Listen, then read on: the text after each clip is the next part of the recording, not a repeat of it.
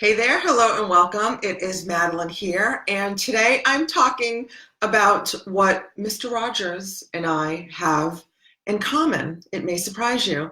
And yes, I'm referring to Mr. Fred Rogers of It's a Wonderful, It's a Beautiful Neighborhood. And happy weekend, or whenever it is that you are watching this. I'm coming to you on a weekend. Hey, say hey if you're live so I can see who you are, if you'd like to engage with me. Anyway, I'm coming to you on a weekend, which is a little bit unusual for me because the end of the year, the end of the decade is wrapping up, and I want to give you as much opportunity as possible to talk to me about turning things around for you, okay? So, and to that end, I want to talk to you today about what Mr. Rogers and I have in common. It turns out that we both help people overcome emotional turmoil, right?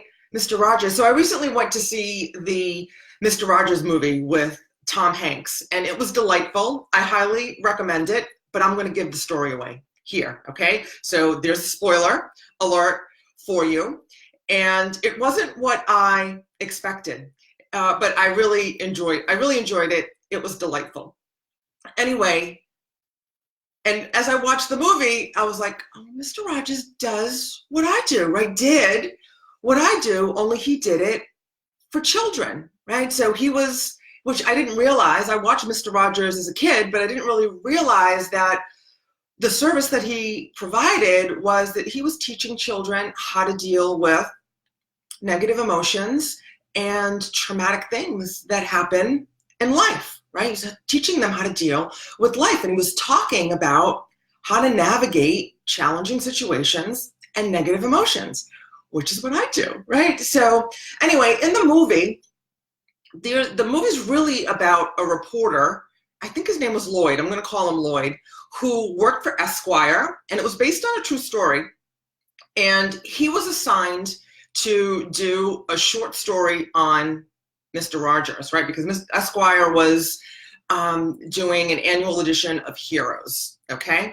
And so this guy, so Lloyd was an accomplished journalist, excuse me. He worked for Esquire magazine, and but he had a bad attitude and he had a bad reputation, right? So Lloyd was not happy about getting the Mr. Rogers gig, right? Because he was a serious reporter. He did serious pieces, and like this was a fluff piece, and he didn't want to be doing that. So, but because of his bad attitude and his bad reputation that preceded him, no one else that was being featured in the issue of Esquire would talk to him. And Mr. Rogers was the only person that was being featured that would talk to Lloyd, okay? So that's the premise. So because Lloyd was angry and gruff and aggressive, and he usually, when he did a story, whoever was featured in the story was not shown in a positive light, right? So people didn't want to talk to Lloyd. So it turns out Lloyd had anger issues, but he had anger issues because he had trauma from his young adulthood. Well, from his childhood and from his young adulthood. So in the movie, you learn that, and it really goes deep into the movie. And again, I'm going to give it away if you're just joining, but I still, it's not that kind of movie. I still recommend that you watch it.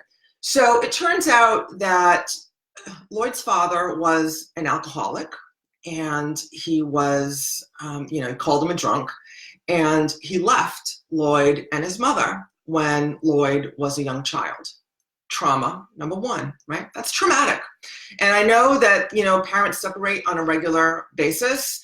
Some parents like this, but Lloyd's dad just disappeared, okay? He just left, never looked back, and just disappeared from their lives, okay? That's traumatic to a child, right? That leaves deep wounds, deep issues, and, all kinds of limiting beliefs and negative emotions, right? And for, hey, Kara, good to see you, girl. And for Lloyd, it was anger, hurt, and resentment, right?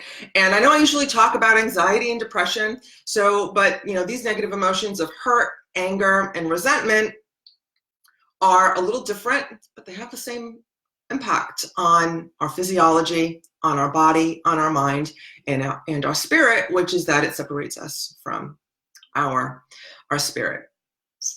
So anyway, Lloyd's dad left, and then when he was a young adult, his mother got sick and died after a long illness. Okay, so I think he was still pretty young, maybe like college age, when his mom got sick and died, and he had to navigate that situation all by himself. He was an only child, and he didn't have a parent. He didn't have dad to help him deal with watching his mother die a slow, painful death. So this is why, and you get all this backstory, this is why Lloyd is angry and hurtful and resentful. And it's impacting his work, right? Because he's a journalist and people don't want to work with him. And back when I was anxious and before I had my awakening, my breakdown, and started my healing, I was angry too, and it was affecting me at work. I was, people were complaining about me that I had a bad attitude, and they didn't want to work with me, or that, I needed to be spoken to. I was spoken to on more than one occasion about my negative behavior, right? Which was, anger and resentment coming forward in the workplace. So Lloyd does starts to work on the story for Mr. Rogers, on Mr. Rogers, and he starts to get to know Mr. Rogers. And we get to know Mr. Rogers as well. And the relationship that was formed between Mr. Rogers and Lloyd really had a positive impact on Lloyd's life. And so his father turns up in the movie, now in his adult life, and turns up at his sister's wedding. He makes a scene at his sister's wedding, which puts a rift between him and his sister, more negativity, more pain, more separation in his life. And there's a lot of turmoil, right? There's a lot of turmoil, there's a lot of drama, there's a lot of hurt and pain in Lloyd's life. And Mr. Rogers helps Lloyd see that there is good in people, and that forgiveness and reconciling and dealing with and letting go of those issues behooves us, right? That it's in our best interest that we make peace with what ails us, right? With what angers us. So for Lloyd, it was anger. And he does end up making peace with his father, because his father keeps coming around now because his father is dying, right? So he does make peace with his father, literally on his father's deathbed. And it's a happy, well, I don't want to say it's happy, it's bittersweet, right? Because he does make peace with his father. And his father did ask for forgiveness, but the man was literally on his deathbed. So, and then what I'm guessing doesn't happen, right, is that, he made that peace, but then, the movie ends, Mr. Rogers comes around and, they have a relationship.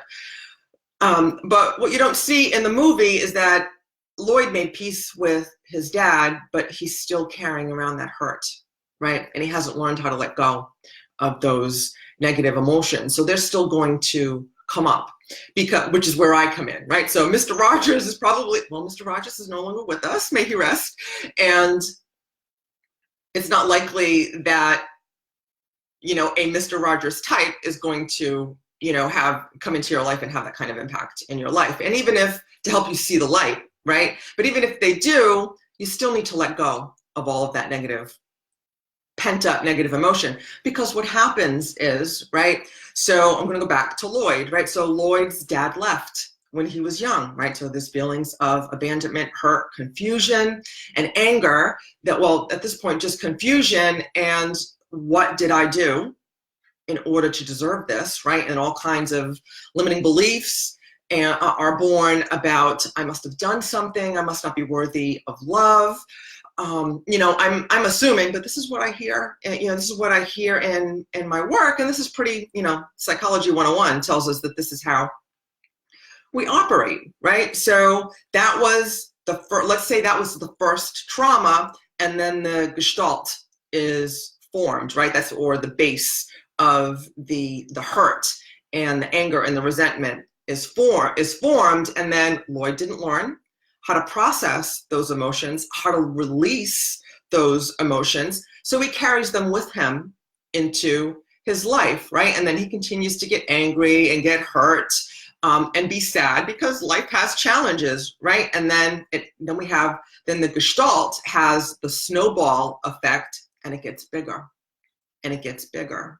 And now Lloyd is more angry, and he's more sad, and maybe he falls into a depression, and his work and his relationships start to suffer. Then his mother gets sick, and he's got to navigate her illness, and then the eventual loss of her dying as a young man, and hey, Stephen, good to see you.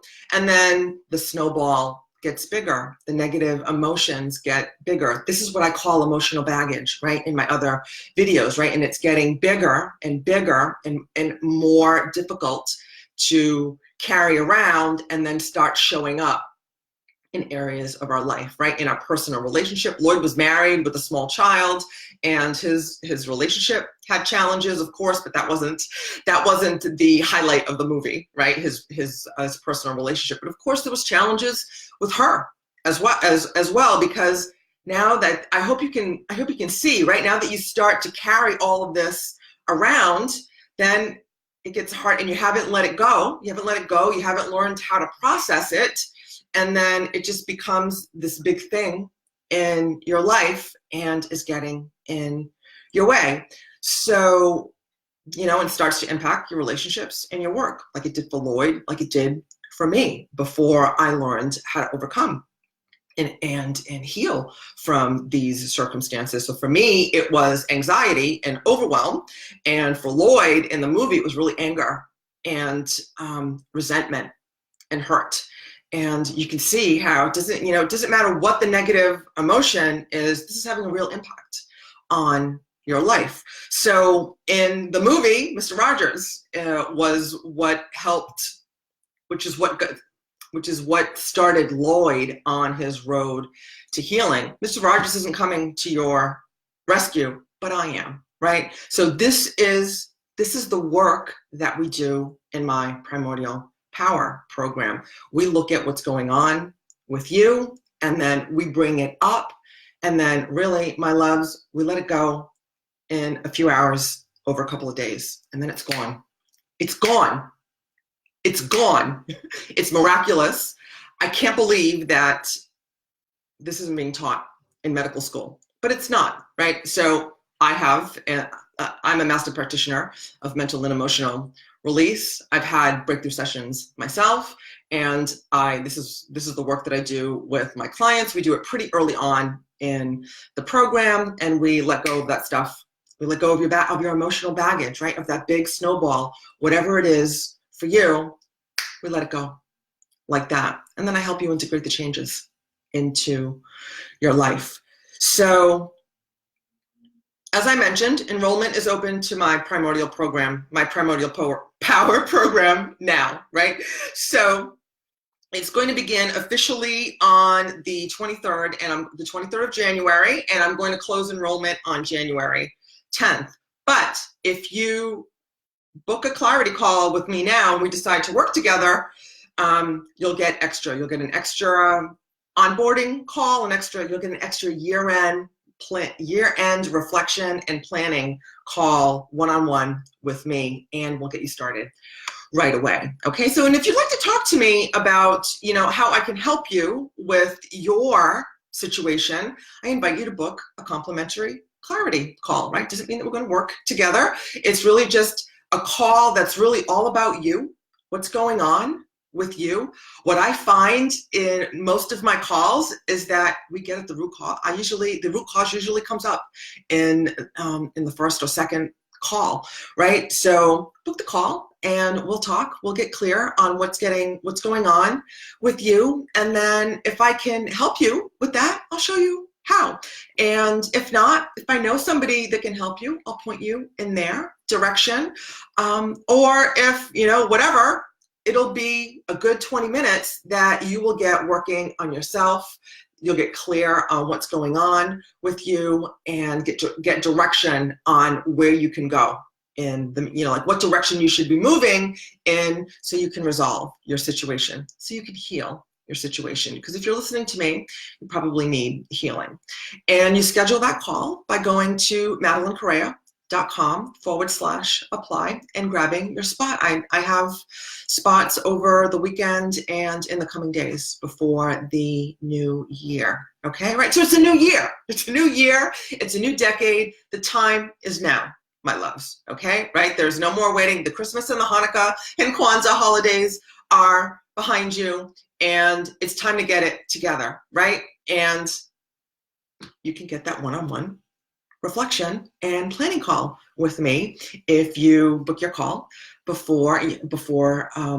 your call and enroll before the cutoff date. Okay, so MadeleineCorrea.com/apply. Schedule your time to talk with me, and love that I'm seeing some of you live.